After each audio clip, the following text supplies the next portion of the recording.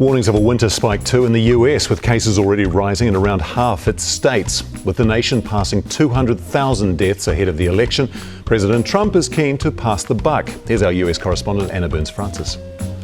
Tonight, the U.S. officially reaches that grim and heartbreaking milestone. It is a staggering number. As coronavirus continues to slice through America, it leaves hundreds of thousands of deep scars. Thoughts about my dad, knowing how he was so scared those last few days and alone. Around 800 people are dying every day, but the president remains unconcerned.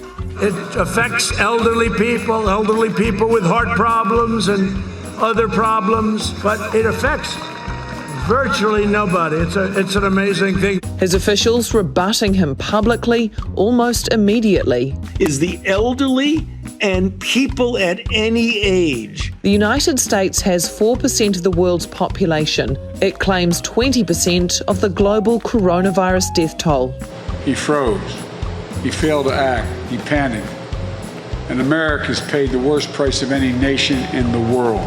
But addressing the United Nations General Assembly today, Donald Trump was determined to point the finger elsewhere. We must hold accountable the nation which unleashed this plague onto the world, China. Today marks the start of autumn, but there's already concern a second wave is imminent.